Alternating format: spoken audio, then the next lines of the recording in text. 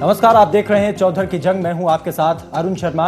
अपने इस खास कार्यक्रम में हम लगातार विश्लेषण कर रहे हैं अलग अलग लोकसभाओं की, अलग अलग विधानसभाओं का। आज हम बात करेंगे सिरसा लोकसभा क्षेत्र की। सिरसा लोकसभा क्षेत्र इनेलो का गढ़ माना जाता है। लोकसभा चुनाव 2014 में इनेलो के चरणजीत रोडी ने कांग्रेस के अशोक तंवर को हराया और यहां से सांसद बने। विधानसभा चुनावों को देखते हुए इस बार यहां पर बीजेपी और कांग्रेस भी अपना पूरा जोर लगा रहे हैं। इसके अलावा गोपाल कांडा, जो कि सिरसा विधानसभा से विधायक हैं, उन्होंने अपनी एक नई पार्टी बना ली है और सिरसा की राजनीति में अंदर ही अंदर नए नए समीकरण गढ़े जा रहे हैं। आज हम जानने की कोशिश करेंगे कि सिरसा संसदीय क्षेत्र के अलग अलग हलकों में किस तरह के राजनीतिक समीकरण बन रहे हैं और आने वाले विधानसभा चुनावों में जनता किस मूड से और किस दल को अपना समर्थन देगी। आगे बढ़ने से पहले अपने मेहमानों से आपका परिचय करा देता हूं। धर्मपाल मकड़ोली इंडियन नेशनल लोकदल से हैं, राकेश सपड़ा भारतीय जनता पार्टी से, शंभू बद्रा वरिष्ठ पत्रकार और आर के शर्मा वरिष्ठ पत्रकार और विश्लेषक हमारे साथ। आप सभी का स्वागत है। चलिए, सबसे पहले बात करेंगे सिरसा विधानसभा की। सिरसा विधानसभा क्षेत्र में लगभग 1,81,000 के करीब वोटर हैं। यहाँ पर जाट, पंजाबी, ब्राह्मण अच्छा खासा वजूद रखते हैं। फिलहाल यहाँ से गोपाल कांडा विधायक हैं, जो कि निर्दलीय चुनाव लड़े थे, लेकिन अब उन्होंने अपनी हरियाणा लोकहित पार्टी बना ली है, जिसका वजूद गोपाल कांडा यहाँ बनाने में जुटे हुए हैं और लगातार जुगत भी उसके लिए चल रही है अलग अलग तरीकों से। कांग्रेस ने नवीन केडिया को यहाँ से मैदान में उतारा है, तो इनेलो ने मक्खन सिंह सिंगला को, बीजेपी की तरफ से सुनीता सेतिया चुनावी मैदान में है, तो हजका से श्याम मेहता को टिकट मिला है। इस सीट पर जबरदस्त त्रिकोणीय मुकाबला है, जो कि इनेलो, बीजेपी और हलोपा के बीच दिखाई दे रहा है। आर के शर्मा, मैं पहले आपसे ही जानना चाहूंगा, सिरसा की एक तस्वीर नई, क्योंकि गोपाल कांडा ने एक नई पार्टी बना करके बदल दी है अब, क्योंकि इनेलो का गढ़ तो माना जाता है। अशोक तंवर हालांकि 2 बार से लगातार सांसद भी रहे।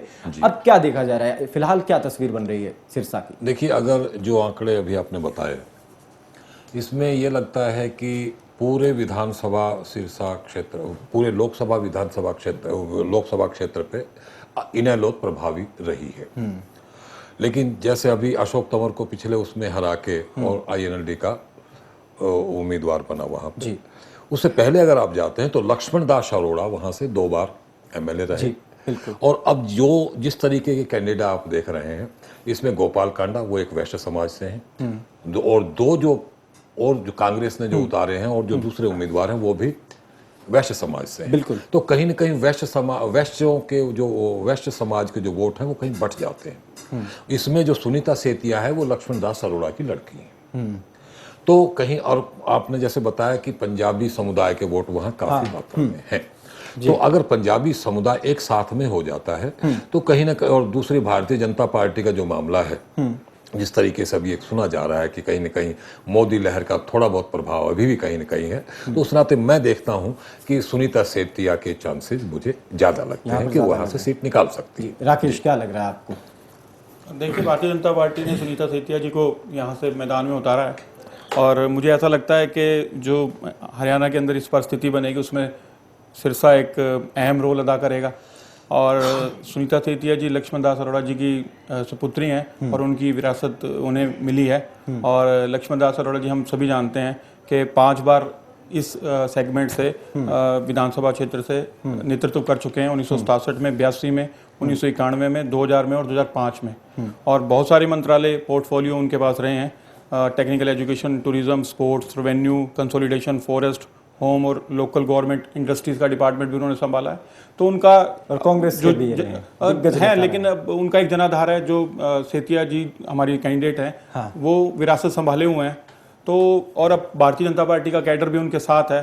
तो मुझे लगता है कि इस बार समीकरण चौंकाने वाले होंगे और भारतीय जनता पार्टी इस सीट पर अवश्य ही जीतेगी। धर्मपाल जी, सिरसा को, क्योंकि देखिए इनेलो का गढ़ वाली फिर वही बात आ जाती है। वीरेंद्र जी कहा करते हैं कि गढ़ ना कहिए इस बात को। फिर भी ये माना जाता है कि यहाँ पूरे लोकसभा में इंडियन नेशनल लोकदल का और खासतौर पर ओम प्रकाश चौटाला का एक अच्छा खासा प्रभाव। लेकिन जो तस्वीर जा रही है, जैसा कि आर के शर्मा जी ने भी बताया, वो आपके अगेंस्ट जाती हुई नहीं, मैं शर्मा जी ने जो बताया मैं उसके बिल्कुल इनसे सहमत नहीं हूँ। 1987 में भी हमारे यहाँ सिरसा सीट से आजाद चंद कंबोज विजयी हुए थे और विधायक बने थे। चौधरी देवीलाल जी उस समय मुख्यमंत्री थे। उसके बाद उस वक्त लोकदल पिछला जो चुनाव हमने लड़ा यहाँ से 2009 में, तो हमारे वहाँ पदम जैन जी थे, वो हमारी पार्टी के जिले के प्रधान भी थे। वो थोड़ी सी वोटों से कांडा से हारे थे, दूसरे नंबर पर वो रहे थे।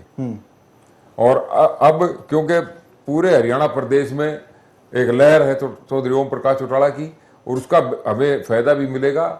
हमारा अकालियों के साथ समझौता भी है, यहाँ सिखों की वोट भी काफी है इस सिरसा। अच्छा, लेकिन अब एक बात मैं बीच में कहना चाहता हूँ धर्मपाल जी की बात से कहीं मैं ताल्लुक नहीं रखता। सिखों के वोट की जहां भाई साहब ने बात की, मैं कहना चाहता हूं कि इस बार चौधरी भूपेंद्र सिंह हुड्डा ने एक वो हरियाणा शिरोमणि अलग गुरुद्वारा प्रबंधक कमेटी का उसका भी ऐसा समझा जा रहा है, लोग ऐसा कहते हैं कि कहीं ना कहीं सिख उनको वो तो ठीक है, ऐसी भी मुख्यमंत्री भूपेंद्र हुड्डा जी ने इन सिखों को बांटने का काम किया, जोड़ने का काम नहीं किया। अकाली दल परिवार भी हमारी वहां मदद करे। अकाली दल के साथ हमारा समझौता है, 2 सीटों पर अकाली दल वहां चुनाव भी लड़ रहे हैं, उसका बेनिफिट हमें 100% मिलेगा। और हमारे इस बार यहाँ से हमारा जो मक्खन सिंह सिंगला जी हैं वो बहुत सामाजिक आदमी भी हैं और बहुत बढ़िया वो है, अच्छे वोटों से वो जीत के आएंगे। शंभू, क्या लगता है, एक तो यही बात जो अभी शर्मा जी कह रहे थे कि क्योंकि हरियाणा में हुड्डा जी ने जो अलग से गुरुद्वारा प्रबंधक कमेटी भी बना दी और खुल करके सिखों ने समर्थन भी देने की बात कह दी थी, उसके बाद वो कितना असर डालेगा? और दूसरी बात, सिरसा की क्या तस्वीर आप देखते हैं? सिरसा में जो दबाव है वो इनेलो पे है, क्योंकि एक तो इस बात से मैं सहमत नहीं हूँ कि सिरसा जो है कि वो इनेलो का गढ़ रहा है या है, क्योंकि 1900 में 67 से देख रहा हूँ तो 3 बार वहाँ इनेलो जीती है। नहीं, एक बार भी नहीं जीती। नहीं, विधानसभा की बात नहीं कर रहा हूँ मैं, पूरे लोकसभा की, पूरे गढ़ की जो बात आप लोग करते हैं तो उसको मैंने अध्ययन किया है। ठीक है कि 1967 से लेके और 2014 तक में ओनली 3 बार इनेलो के कैंडिडेट वहां बिचे। लगातार कांग्रेस या फिर बीएलडी या कुछ एक आध बार, बाकी लगातार सबसे जो मैक्सिमम टाइम्स है वो कांग्रेस की, मतलब प्रत्याशी वहां जीते हैं लोकसभा से। तो इससे इसका गढ़ नहीं, इससे ये तात्पर्य है कि उनका गढ़ नहीं है। एक तो ये बात। दूसरी बात कि इस बार चुनाव में पूरा दबाव है इनेलो पे, चूंकि उनका सांसद वहां से है और इस बार उन्होंने विजय हासिल की है और अशोक तंवर जो कि ऑलरेडी कांग्रेस के प्रदेश अध्यक्ष हैं, उनको हरा करके वो अपनी जगह बनाई है। तो उन पे लोड है उस पूरे इलाके में अपने इज्जत को और अपने चुनावी जो पूरे राजनीतिक दबाव है उसको बचाए रखने की, तो दबाव है उस पर। बीजेपी को एंट्री का मौका है अभी, चूंकि पूरे स्टेट के इलेक्शन को आप देखिए तो बीजेपी इनेलो वर्सेस लगभग होती जा रही है, कांग्रेस तीसरे या फिर कहीं नहीं, मतलब पूरे इलेक्शन अब तक में जो अब आप देखें अभी 15-20 दिन के दौर में देखिए तो पूरा चुनाव बीजेपी और इनेलो के बीच कांटे की टक्कर होती जा रही है हर सीट पे। यहाँ पे उनको बीजेपी के पास क्या होगा कि खाता खोलने का मौका मिलेगा, क्योंकि ये सीट लोकसभा के दायरे में हजका के साथ था, अब उनका गठबंधन नहीं है। तो ऑलरेडी वहां पे उनका जो क्या, एक तो उनको चुनौती जो होगी कि वहां कैडर बेस और पार्टी को हर तरह से अपने आप को बेस बनाना, उस मामले में इनेलो फायदेमंद में है कि उनके पास चूंकि ऑलरेडी बहुत ग्राउंड पे उनकी चीजें मजबूत होंगी, बीजेपी को करनी पड़ेगी क्योंकि वो सीट इनके हाथ में नहीं थी, हजका के साथ थी और हजका इस बार चुनाव लड़ रही है। वहां पे कांडा को रहेगी कि कांडा हम अपनी सीट कैसे बचाएं, वो अपनी नई पार्टी बनाए हैं और उनकी पूरी रणनीति वहां पे रहेगी। तो जो सिरसा में मैं देखता हूं कि इनेलो को अपनी इज्जत बचाने की बात रहेगी पूरी अपनी लोकसभा के हिसाब से, बीजेपी को एंट्री का मौका है और वोट बैंक के हिसाब से देखिए तो जाट है, पंजाबी है और ब्राह्मण है।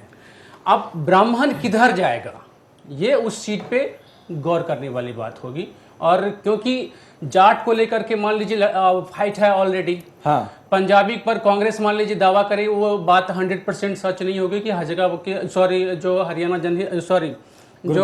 विधानसभा कमेटी की जो बात थी वो उसको लेके सब कांग्रेस को वोट दे देंगे, ऐसा कुछ भी नहीं है। वो उसके लिए सोचेगी क्योंकि कोई भी वोटर जो वोट देना है जिनको, वो देखेगी कि कौन सी पार्टी स्टेट में फुल मेजोरिटी के साथ सरकार बनाने जा रही है। अच्छा, यहाँ का वोटर उस चीज को वो देखेगी और उसमें मान लीजिए उनको चॉइस के तौर पे जो पार्टी अच्छी लगेगी वो उसको मौका देना चाहेगी। वो भावना में या लोकल की या कांग्रेस ने हमारे लिए ये कर दिया उस चीज को क्या ये बातें, क्योंकि चौटाला साहब जिस तरीके से अब प्रचार भी वो कर रहे हैं लगातार, वो क्योंकि गढ़ तो वो मानते ही हैं अपने सिरसा के आसपास का। बाकी आपने बताया कि अगर चुनावों को देखा जाए, देखिए सुरक्षित क्षेत्र, ये भी बात है। तो आप क्या देखते हैं, क्या इंडियन नेशनल लोकदल वहां पर वाकई इतनी कमजोर स्थिति में रहेगी? नहीं, कमजोर स्थिति में तो नहीं है इन लोग। मैं कह रहा हूँ कि इन लोग कमजोर, चूंकि सांसद है उनका, कमजोर कैसे है? जब बीजेपी के मोदी की लहर में वहां से इन लोग को विजय मिलती है, उसके पास वो सीट है, और हो सकता है कहीं ना कहीं अगर बीजेपी के कैंडिडेट होते तो सीन दूसरा हो सकता था। बीजेपी के अगर प्रत्याशी वहां होते और हजगा खाते में वो सीट नहीं होती तो सीन कुछ आप अलग तरीके से देख सकते थे। लेकिन अभी फिलहाल चूंकि इन लोग स्ट्रांग है वहां पे, तो बीजेपी को नेक टू नेक फाइट तो है उसके पास। वो इजी नहीं है किसी के लिए, न इन लोग के लिए ना बीजेपी के लिए इजी सीट नहीं है ये सीट, सिरसा सीट खास करके। और कांडा उसमें भी कहीं ना कहीं समीकरण तो समीकरण बिगाड़ने वाले में से साबित होंगे, क्योंकि वो किसी चीज को, चूंकि उनकी छवि जैसी है प्रदेश में, और जिस तरह से उन्होंने जीता और जिस तरह से उनकी पूरी राजनीति है, हरियाणा की जनता इस बात को समझेगी कि हमें किसको वोट देनी है, किसको वोट नहीं। शर्मा जी, आप क्योंकि जिस तरीके से गोपाल कांडा की अगर बात करें, पिछले दिनों जो भी छवि रही, खैर विधायक वो यहाँ पर हैं, लेकिन जो जमीनी स्तर पर जो वो काम कर रहे हैं, वो क्या कहीं ना कहीं ये भी आरोप भी उनके ऊपर लग रहे हैं कि पैसे का खेल चल रहा है सारा का सारा, इस तरीके की भी बात है। हद तक आप इस बात को मान सकते हैं कि वो एक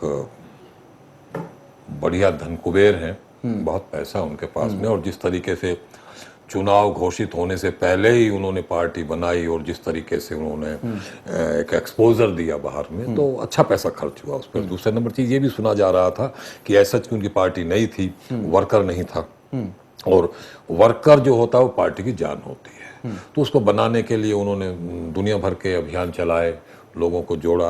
अब कितने लोग जुड़ पाए हैं वो एक देखने वाली बात है, लेकिन मैं नहीं समझता कि इस चुनावी जंग में गोपाल कांडा को कोई बहुत बड़ी माइलेज मिले। दूसरे नंबर, गोपाल कांडा का जो कांड है, गीतिका शर्मा कांड, ठीक, वो कहीं ना कहीं लोगों के जहन में अभी तक है, और गोपाल कांडा का जिक्र होते ही लोग पहले कहते हैं अच्छा वही गोपाल कांडा, गीतिका शर्मा वाला। तो ये जो चीज है ये उसकी छवि को धूमिल करती है। दूसरा, मैं उसके पिछले चुनाव की जंग की भी बात करता हूं कि कहीं ना कहीं कांग्रेस ने उनको सपोर्ट किया था, ठीक, कारण कि वो कांग्रेस ज्वाइन करने की बात थी और कई बातें थी, लेकिन ज्वाइन नहीं कर पाया था। दूसरे नंबर चीज, कहीं ना कहीं पैसे का भी एक वहां पे मामला रहा होगा, तो गोपाल कांडा निकल गए। लेकिन इस बार गोपाल कांडा को, मैं इनकी बात से मैं सहमत हूं कि वो खुद नहीं जीतेंगे, लेकिन समीकरण जरूर बिगाड़ेंगे। जी। अगली बात जो है कि देखिए, जिस तरीके से लक्ष्मण दास अरोड़ा की मृत्यु के बाद में सुनीता सेतिया ने वहां से टिकट मांगी थी, लेकिन कांग्रेस ने वो टिकट दी नहीं थी उनको। तो कहीं ना कहीं पंजाबी समुदाय में, देखिए उस समय सुनीता सेतिया शायद अगर उनको टिकट दी जाती तो शायद निकल सकती थी, क्योंकि पंजाबी समुदाय में उनके पिताजी के जाने के बाद एक सहानुभूति की लहर तो जरूर थी, बिल्कुल। तो लेकिन वो ऐसा नहीं है, तो कहीं ना कहीं शायद पंजाबी समुदाय, मैं इस बात से अभी भी कायम हूं, मैं इस बात से भी सहमत हूं कि कहीं ना कहीं वहां INLD भी प्रभावी है।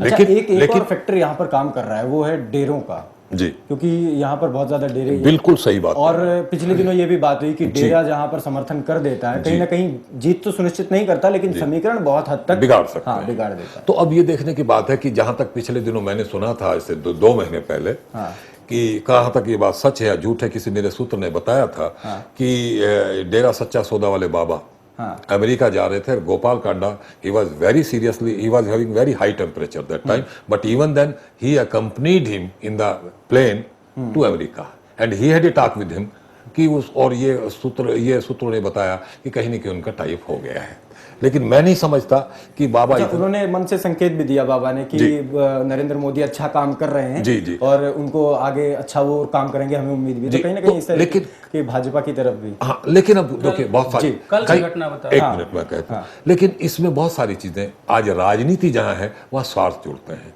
हर व्यक्ति अपना अपना स्वार्थ देखता है। बाबा पे बहुत सारे केसेस चल रहे हैं, जी, आप जानते हैं, जी। तो अब जो सत्ता में जो लोग होता है तो हर आदमी उससे करीब रहना चाहता है, और जहां कहीं ना कहीं खुद में माइनस पॉइंट हो, जहां कहीं कहीं पैर उलझा हुआ हो, तो वो आदमी मजबूरी भी हो जाती है कहीं ना कहीं, जो सत्तासीन पार्टी है हम कहीं ना कहीं उसको सपोर्ट दें। चलिए, ये सपोर्ट भी एक मिल सकता है। शंभू, एक फाइनल कमेंट, फिर आगे चलेंगे। मैं एक छोटी सी बात करना चाह रहा था कि जैसे कांडा की बात कर रहे हैं, जैसे मैं हरियाणा समाज को जितना मैंने अध्ययन किया है, और बड़ा ही ईगो समाज है, मतलब स्वाभिमानी समाज है। ईगो मतलब कि पॉजिटिव सेंस में देखिए तो स्वाभिमानी समाज है। सिरसा सीट को लेकर आप जब देखेंगे, जैसे कांडा की मतलब गीतिका कांड है या उनकी छवि है, वो स्वाभिमानी, वो समाज इस चीज़ को देख रहा है। वही केस चौटाला जी के साथ लागू हो रहा है कि आप एक अपराध में जेल में हैं, ठीक है, वो बार बार जब से कंपेन कर रहे हैं, इस पे फोकस डाल रहे हैं कि हम जेल में से हम शपथ लेंगे, हमारा कैबिनेट, मतलब कि तो ये मैसेज हरियाणा की जनता में अच्छा मैसेज नहीं जा रहा है। नहीं, लेकिन एक साथ साथ वो एक चीज और कर रहे हैं, कांडा से और चौटाला से कंपेयर ना करो। वो देखिए अच्छा एक चीज, अच्छा ठीक है वो अपने एक तर्क अपना रखे, अपना एक तर्क वो रखे, अपना एक तर्क, ठीक है, केस में है नहीं, लेकिन फिर भी देखिए, किस केस में? अच्छा बात अगर इस तरीके की होगी, का नैतिक पतन किया है। अच्छा एक बात अगर एक इस तरीके की, अच्छा बात अगर धर्मपाल जी एक तरीके की, अपराधी तो अपराध, देखिए अपराधी तो अपराधी है, ठीक है, अपराधी आप मानते हैं हमें नौकरी देने के लिए शर्त, चलिए ठीक है, हाँ एक ये शंभू जी, क्योंकि यही चीज मैं ऐड कर रहा हूँ, वो ये भी साथ साथ बात कर रहे हैं कि मैं किस वजह से गया, मैंने तो घरों में चूल्हा जलाने की बात, उसी पे आ रहा हूँ, जिस 3200 परिवार के चूल्हा जलाने की बात हो रही है, तो उसी के सामने में और 3200 परिवार के चूल्हा बुझाने की भी बात है। कि 3200 लोग जिसको नौकरी दी गई वो कौन थे, और जो चुने गए वो कौन थे, जो चुने गए 3200 परिवार के चूल्हा बुझा कि नहीं?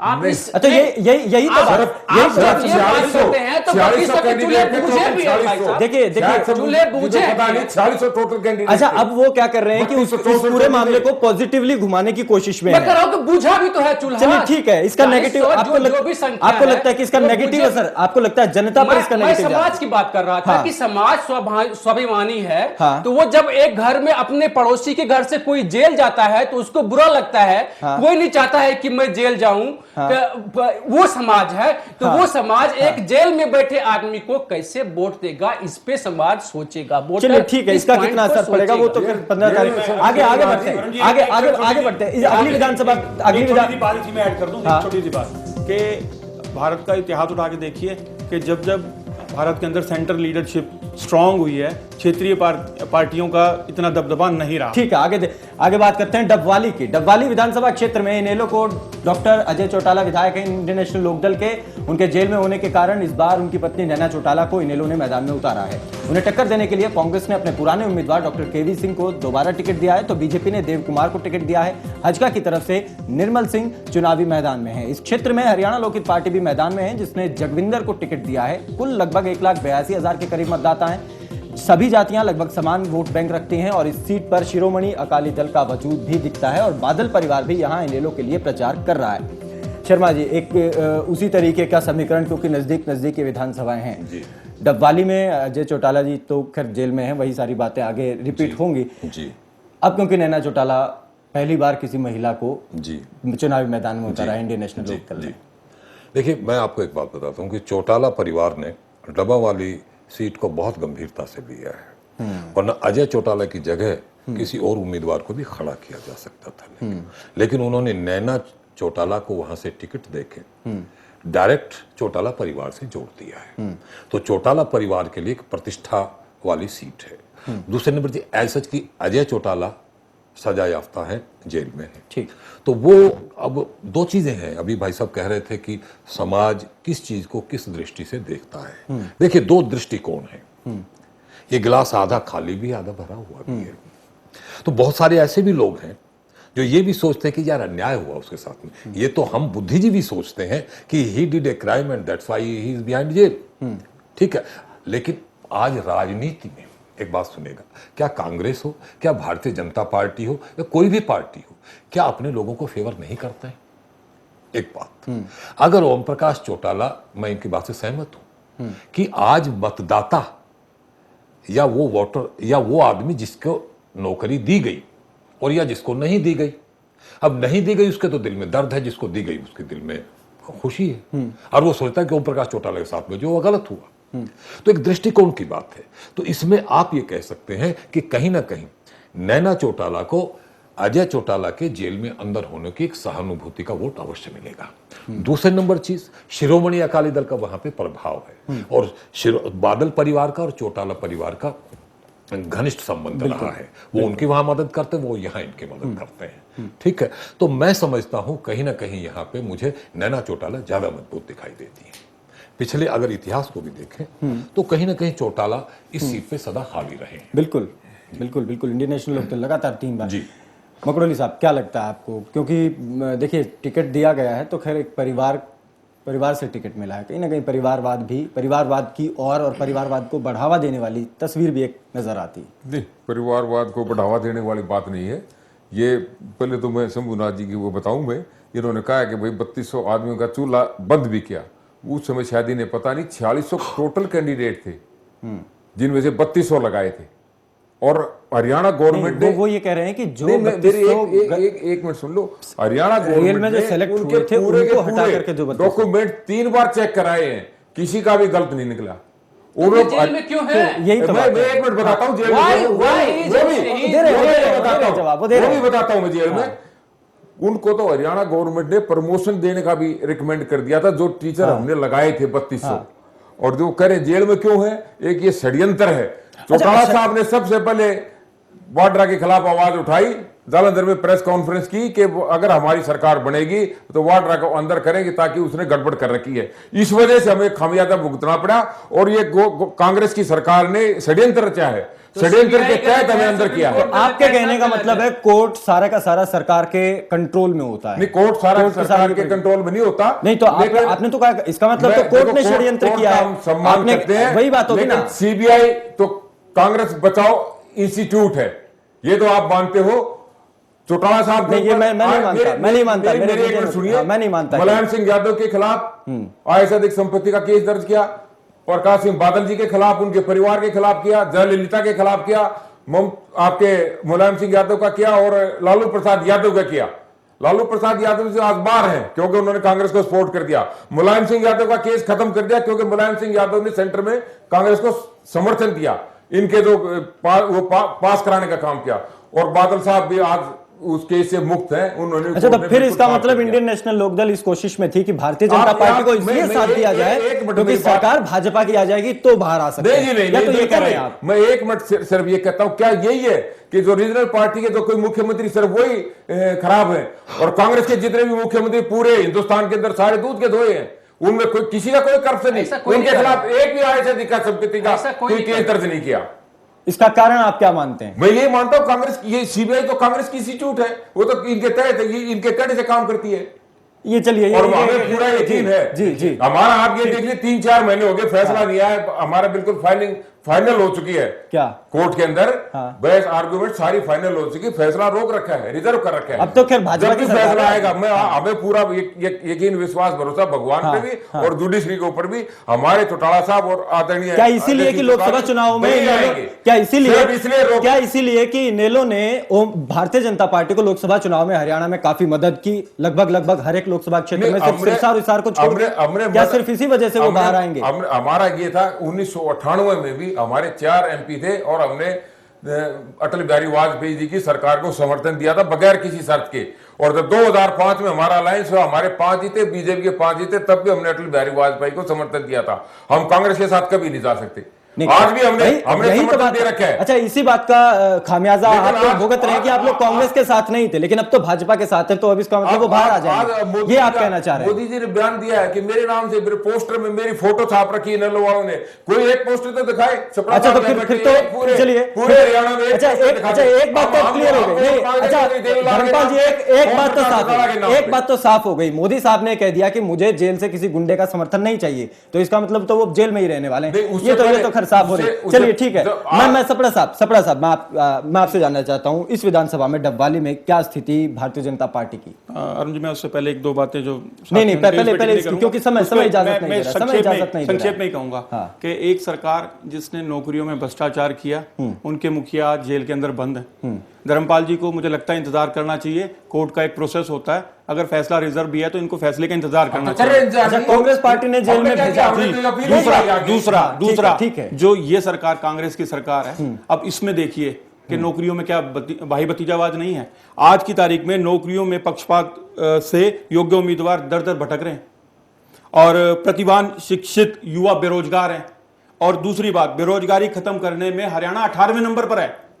एक सरकार जिसने नौकरियों में भ्रष्टाचार किया वो जेल के अंदर है, और दूसरी ने भ्रष्टाचार किया वो जाने की तैयारी में है। अच्छा। अब मैं ये कहना चाह रहा हूं कि दोनों सरकारों को जनता ने देखा, और जनता भारतीय जनता पार्टी को, जो प्रदेश की जनता है, इस बार एक ऑप्शन के तौर पर देख रही है, और इस बार कमल हरियाणा में जरूर खुलेगा, खिलेगा। और दूसरी बात, जहां तक हमारे कैंडिडेट की बात है, ये डॉक्टर यादव दी बीजेपी हमारे साथ थी, मध्य प्रदेश हमारे साथ सरकार में, मध्य प्रदेश की बात करें तो व्यापम के जरिए आप लोगों ने भी कोई, आपकी सरकार ने भी कोई कम खेल नहीं वहां पर खेला है। व्यापम के जरिए वहां भी बहुत बड़े खेल खेले गए। आप उस पर भी किसी दिन चर्चा कीजिए। नहीं तो यही तो बात ही तो असल में क्या है राकेश जी देखिए, बात ये है कि जिसकी सरकार है, गड़बड़ियां हर सरकार में होती रही हैं, इस बात को कोई नहीं नकार रहा, लेकिन जो भी सरकार में है वो पार्टी कभी मानती नहीं कि गड़बड़ी हुई है। उसका फैसला हो गया, आरोप आपके मंत्री को आपकी सरकार के, चलिए ठीक है, फैसला भी हो जाए, फैसला हो गया, आपकी सरकार है, अब तो केंद्र में, अब तो फैसला मुश्किल है, अब तो फैसला मुश्किल है। चलिए ठीक है, मैं ब्रेक के लिए रुक रहा हूं, ब्रेक के बाद लौटेंगे तो बात करेंगे, और फाइनल